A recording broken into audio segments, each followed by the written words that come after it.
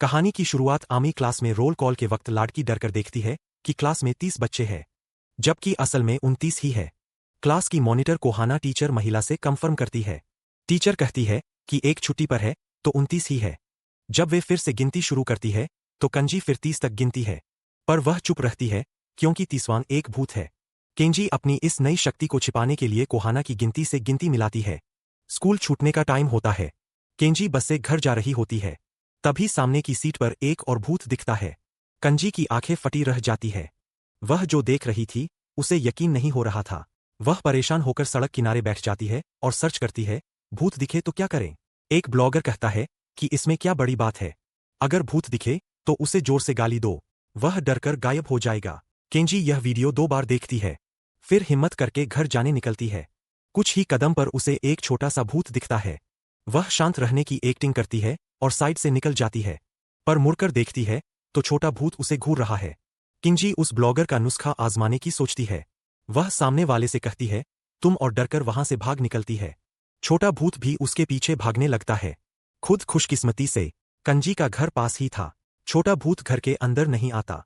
किंजी चैन की सांस लेती है और दूसरे भूत वाले वीडियो देखने लगती है। एक दूसरा ब्लॉगर कहता है कि भूत पर चिल्लाना गलत है, इससे वह और भड़क सकता है और पीछा करते हुए घर भी आ सकता है, और यही हुआ। केंजी सिर उठाती है तो देखती है कि छोटा भूत आराम से उसके घर में टीवी देख रहा है।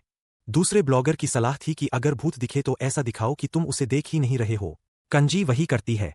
छोटा भूत उसे कितना भी डराए वह नजरअंदाज करती रहती है। अगले दिन स्कूल जाते समय केंजी को बाहर सड़क पर एक भूत बैठा दिखता है। वह उस सलाह पर टिकी रहती है। हेडफोन लगाती है, खुशी वाले गाने सुनती है और ऐसा दिखाती है कि उसने कुछ नहीं देखा। वह चुपचाप सिर झुकाकर भूत के पास से निकल जाती है। तभी वह किसी से टकराती है और संगीत। केंजी को एहसास होता है कि वह एक बुजुर्ग आदमी को भूत समझ बैठी थी। उसकी इस हरकत से बुजुर्ग नाराज हो जाते हैं।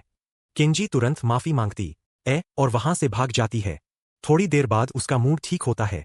वह स्कूल गेट पर पहुंचती है तो मॉनिटर कोहाना दिखती है। वह तुरंत मुस्कुराकर उसे हाय करने जाती है, पर उसकी मुस्कान पल भर में गायब हो जाती है। उसकी आंखों में डर भर जाता है। कोहाना के कंधे पर एक भूत का हाथ रखा था। केंजी ऐसा दिखाती है कि उसने कुछ नहीं देखा। वह कोहाना से पूछती है कि वह कल कहाँ थी। कोहाना बताती है कि वह कल फ्यूनल होम में रात भर रुकी थी, इसीलिए वह भूत उसका पीछा कर रहा था। कंजी चुपके से फोन पर सर्च करती है। नमक छिड़कना और माला पहनना भूतों को भगाता है। लंच में कंजी कोहाना के ध्यान ना देने पर उस पर नमक छिड़क देती है, पर कोई फायदा नहीं होता। खुशकिस्मती से दोपहर तक भूत का हाथ गायब हो जाता है। शाम को सारे क्लास मॉनिटर कल्चरल फेस्टिवल के कार्यक्रम के लिए पर्ची निकालने के लिए इकट्ठा होते हैं। कोहाना को यकीन था कि वह डांस का कार्यक्रम निकालेगी क्योंकि उसका दाहिना हाथ लकी था, पर केंजी का ध्यान उस भूत के हाथ पर जाता है जो फिर से कोहाना के कंधे पर दिख रहा था। उसे कुछ गड़बड़ महसूस होती है और गड़बड़ हुई। कोहाना डांस का कार्यक्रम नहीं निकाल पाती। तभी स्टेज पर खड़ी 2 दूसरी स्टूडेंट कोहाना के कंधे पर रखे भूत के हाथ के बारे में बात करती है। उन्हें भी केंजी की तरह भूत दिखते थे और वे यह भी बताती है कि पास में एक और ज्यादा खतरनाक भूत है। कंजी भी उस भूत को देखती है। पलक झपकते ही वह भूत क्लास टीचर के पास बैठ जाता है और उनकी पेट की तरफ घूरने लगता है। केंजी को डर लगता है। वह झूठ बोलती है कि उसे जोरदार पेट दर्द हो रहा है। कोहाना और टीचर तुरंत उसे सहारा देकर बाहर ले जाते हैं। स्टेज पर खड़ी दोनों स्टूडेंट्स समझ जाती है कि केंजी भी उनकी तरह ही है। अपनी शंका दूर करने के लिए उनमें से एक लड़की जिसका नाम साया था केंजी के पास आती है। वह बताती है कि वह फोटोग्राफी क्लब में है और उन दोनों की एक फोटो खींचती है।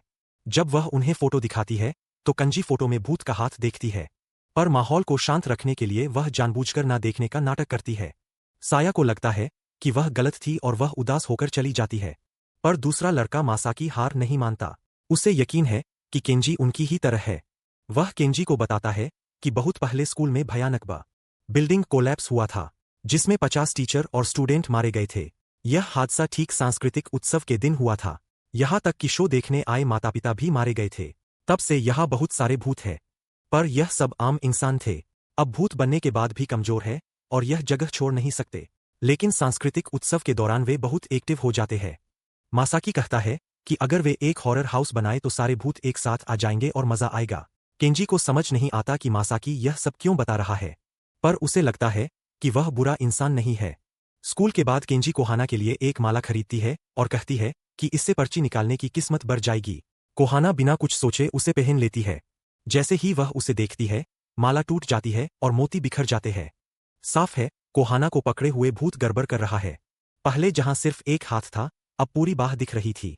केंजी जल्दी से कोहाना को मंदिर ले जाती है। वह कहती है कि यहाँ मन्नत मांगने से किस्मत बढ़ेगी। कोहाना को यकीन होता है और वह श्रद्धा से सिक्का डालकर मन्नत मांगती है। केंजी जैसे ही मुड़ती है, उसे मंदिर के दरवाजे पर एक भूत दिखता है। उसके हाथ से पता चलता है कि यही वह भूत था जो कोहाना के कंधे पर था। केंजी को चैन आता है कि भूत ने कोहाना को छोड़ दिया। कुछ ही देर में केंजी को डर लगता है कि टीचर के पेट पर कई हाथ दिख रहे हैं और टीचर भी जल्द ही बच्चे को जन्म देने वाली है। केंजी को घबराया हुआ देखकर मासाकी उसके पास आता है और कहता है कि घबराने की जरूरत नहीं है। टीचर के साथ जो आत्मा है, वह उनकी रक्षा करने वाली गार्डियन स्पिरिट है। अगले दिन कोहाना पर्ची निकाल पाने की वजह से सब वोटिंग से कार्यक्रम तय करते हैं और हॉरर हाउस बनाने का फैसला होता है। तभी प्रिंसिपल खुशखबरी देते हुए आते हैं। वह बताते हैं कि टीचर ने एक प्यारे से बेटे को जन्म दिया है। सब खुश होते हैं। फिर प्रिंसिपल नए क्लास टीचर हारूनो को मिलवाते हैं। सब लड़कियां इस स्मार्ट और यंग टीचर को देखकर खुश होती है। पर केंजी का चेहरा उतर जाता है। हारूनो के पीछे एक काला और भयानक भूत चल रहा था। जल्दी ही कोहाना और केंजी मिलकर हॉरर हाउस की सजावट शुरू करती है। स्कूल के सारे भूत मजा लेने आ जाते हैं। केंजी पहली बार इतने सारे भूत देखती है। उसे डर लगता है, पर दोस्तों को पता ना चले इसलिए वह शांत रहने की एक्टिंग करती है। क्लास में हारूनो कोहाना का नाम पुकारते हैं। सब लड़कियां जलने लगती है और कहती है कि उनका नाम भी याद रखा जाए। तभी केंजी देखती है कि हारूनो के पीछे वाला भूत सिर्फ कोहाना को घूर रहा है, जैसे जल रहा हो और कोहाना को तेज भूख लगने लगती है। वह कमजोर महसूस करती है। साफ है, वह भूत कोहाना की एनर्जी खींच रहा था। धीरे धीरे कोहाना कमजोर होने लगती है।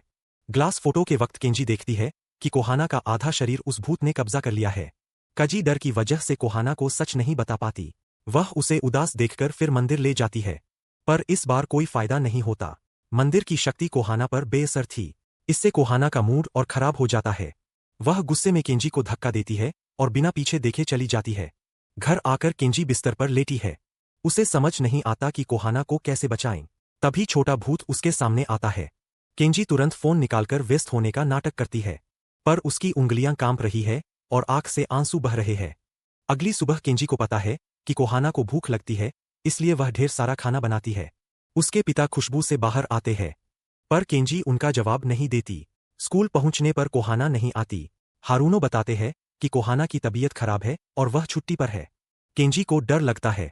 वह कोहाना की मां को फोन करती है तो पता चलता है कि कोहाना की हालत बहुत नाजुक है। केंजी समझ जाती है कि यह भूत का काम है। वह मदद के लिए साया के पास जाती है और उसे अपनी शक्ति के बारे में बताती है। साया कहती है कि कोहाना अट्रैक्शन टाइप की है। वह रात की स्ट्रीट लाइट जैसी है जो कीड़ों को बुलाती है। उसके अंदर बहुत तेज लाइफ एनर्जी है जो भूतों को बहुत पसंद है। कोहाना जितना खाएगी यह ऊर्जा उतनी मजबूत होगी और उतने ही भूत आकर्षित होंगे। केंजी, साया और मासाकी मिलकर हारूनो को दूर से देखते हैं। मासाकी कहता है कि हारूनो के साथ जो भूत है वह बहुत ताकतवर है। साया आंखें बंद करके महसूस करती है और कहती है कि वह भूत नहीं बल्कि लिविंग स्पिरिट है, यानी कोई ऐसी औरत जिसे हारूनो ने धोखा दिया हो या छोड़ दिया हो। उस औरत के मन में इतना गहरा गुस्सा जमा हो गया कि वह जीवित आत्मा वापस अपने शरीर में चली जाए। वह केंजी को चुपके से वह ताबीज हारूनो को लगा देने को कहती है। साया रस्म शुरू करती है, पर कुछ नहीं होता। वह जीवित आत्मा अभी भी हारूनो के पीछे है। रात को केंजी फिर कोहाना की मां को फोन करती है। कोहाना बेहोश है। टीचर भी उसी अस्पताल में थी। वह कोहाना से मिलने आती है। केंजी टीचर को सब बताती है। बातचीत में पता चलता है कि टीचर और हारूनो बचपन के दोस्त है। टीचर बताती है कि हारूनो की मां बहुत सख्त थी। उन्हें डांस शो देखने भी नहीं दिया जाता था और वह हारूनो को हमेशा कहती थी कि अपने पिता जैसा मत बनना। मासाकी समझ जाता है कि हारूनो के पीछे जो जीवित आत्मा है वह उसकी मां है, पर टीचर को शक होता है। अगर वह हारूनो की मां है तो वह जीवित आत्मा कैसे हो सकती है? उनकी तो सालों पहले मौत हो गई थी। मासाकी को एहसास होता है कि हारूनो की मां जीते जी भी बहुत कंट्रोलिंग थी और मरने के बाद भी उसे छोड़ना नहीं चाहती थी, इसलिए वह स्कूल में ही हारूनो के साथ रहीं। उन्होंने ही कोहाना की एनर्जी खींची ताकि वह अपनी मजबूती बनाए रख सकें। कोहाना को बचाने का एक ही तरीका है, उस आत्मा को हारूनो से अलग करना। साया तुरंत तैयार होती है, पर मासाकी उसे रोकता है। वह कहता है कि हारूनो की मां की आत्मा आम जीवित आत्मा नहीं है, इसे रोकने के लिए डिवाइन पावर चाहिए। केंजी बताती है कि उसने कोहाना की मदद के लिए पहले मंदिर में पूजा की थी। पहली बार फायदा हुआ पर दूसरी बार नहीं। मासाकी को पता चलता है कि पहली बार केंजी दिन में गई थी और दूसरी बार रात में। मासाकी को लगता है कि शाम ढलने के बाद मंदिर के देवता सो जाते होंगे। देवता सुबह 9 से शाम 6 बजे तक ही जागते हैं। सूरज डूबने वाला था। उन्हें हारूनो को तुरंत मंदिर ले जाना था। केंजी एक तरकीब सोचती है। वह हॉरर हाउस की सजावट जानबूझकर बिगाड़ती है और हारूनो के पास जाकर झूठ बोलती है कि उन्हें सामान खरीदने जाना है और हारूनो उसे गाड़ी से ले चले। उधर टीचर अस्पताल में बैठी बचपन की बात याद करती है। उन्होंने हारूनो की मां का डरावना चेहरा देखा था। हारूनो के पिता के छोड़ जाने से वह पागल हो गई थी और हारूनो को अपनी एकमात्र सहारा मानती थी। इधर केंजी हारूनो को फुसलाकर मंदिर ले जाती है, पर हारूनो की मां की आत्मा बीच में गड़बड़ करती है। ठीक समय पर साया आती है। वह भागकर हारूनो को सीधा मंदिर के दरवाजे के अंदर धकेल देती है। इस धक्के से हारूनो और उसकी मां की आत्मा अलग हो जाते हैं। साया केंजी को हारूनो को लेकर जाने को कहती है और खुद आत्मा से लड़ने के लिए रुक जाती है, पर अगले ही पल आत्मा उसे गिरा देती है। केंजी को समझ नहीं आता कि क्या करें। तभी हारूनो की मां की आत्मा मंदिर के अंदर जाने लगती है। वह देवता से शुद्ध होने का खतरा मोल लेती है। बस हारूनो के साथ रहना चाहती है। अगले ही पल देवता की शक्ति से वह आत्मा शुद्ध होती है और इंसानी रूप में हारूनो के सामने आती है। पर उसकी कंट्रोल करने की आदत अभी भी नहीं गई थी। वह हारूनो को हमेशा उसके साथ रहने और सिर्फ उसकी बात सुनने के लिए कहती है। हारूनो को मां का दबाव फिर महसूस होता है। कंजी आसमान की तरफ इशारा करके हारूनो का ध्यान भटकाती है और उसे मजबूत रहने को कहती है। पीछे मुड़कर ना देखने को कहती है। आखिरकार हारूनो की मां का प्लान फेल हो जाता है और वह राग बनकर गायब हो जाती है। जल्दी ही कोहाना पूरी तरह ठीक हो जाती है और उसमें ताजगी लौट आती है। कोहाना के ठीक होने की खबर सुनकर केंजी के दिल को सुकून मिलता है और उसके चेहरे पर मुस्कान आ जाती है। केंजी साया को बताती है कि उसने सबसे पहले जिस भूत को देखा था वह उसके पिता थे। उसके पिता की मौत हो चुकी थी। कंजी को इस बात का बहुत अफसोस था कि मरने से एक दिन पहले उसने छोटी सी बात पर अपने पिता से बहस कर ली थी। यही अंदर जमा गुस्सा और अफसोस उसे अपने पिता की आत्मा को देखने की शक्ति देता है। केंजी नहीं चाहती थी कि उसके पिता को पता चले कि वह उन्हें देख सकती है। वह जानबूझकर उन्हें नजरअंदाज करती है ताकि चुपचाप उन पर नजर रख सके, जैसे उसके पिता कभी गए ही नहीं। इसीलिए पिता जब भी उससे बात करते थे तो वह उनका जवाब नहीं देती थी। कहानी के अंत में सांस्कृतिक उत्सव शुरू होता है। कोहाना डरपोक थी, इसलिए वह भूत का रोल नहीं करती, पर केजी और साया उसे पकड़कर हॉरर हाउस में ले जाती है।